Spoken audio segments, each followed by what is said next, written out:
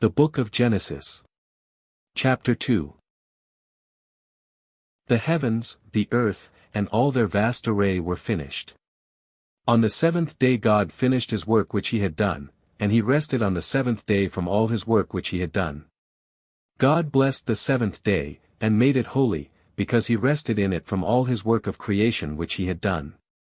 This is the history of the generations of the heavens and of the earth when they were created, in the day that Yahweh God made the earth and the heavens. No plant of the field was yet in the earth, and no herb of the field had yet sprung up, for Yahweh God had not caused it to rain on the earth.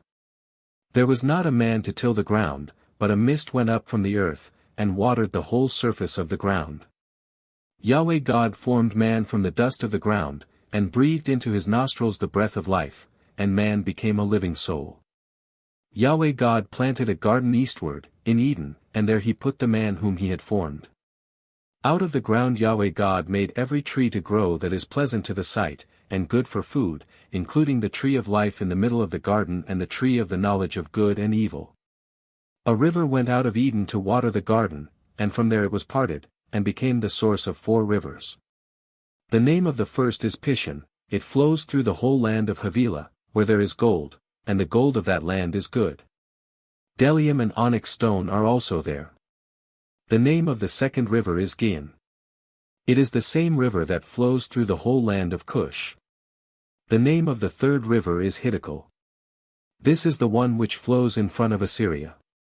The fourth river is the Euphrates. Yahweh God took the man, and put him into the Garden of Eden to cultivate and keep it. Yahweh God commanded the man, saying, You may freely eat of every tree of the garden, but you shall not eat of the tree of the knowledge of good and evil, for in the day that you eat of it, you will surely die. Yahweh God said, It is not good for the man to be alone. I will make him a helper comparable to him. Out of the ground Yahweh God formed every animal of the field, and every bird of the sky, and brought them to the man to see what he would call them. Whatever the man called every living creature became its name. The man gave names to all livestock, and to the birds of the sky, and to every animal of the field, but for man there was not found a helper comparable to him. Yahweh God caused the man to fall into a deep sleep. As the man slept, he took one of his ribs, and closed up the flesh in its place. Yahweh God made a woman from the rib which he had taken from the man, and brought her to the man. The man said, This is now bone of my bones, and flesh of my flesh. She will be called woman, because she was taken out of man. Therefore a man will leave his father and his mother, and will join with his wife, and they will be one flesh. The man and his wife were both naked, and they were not ashamed.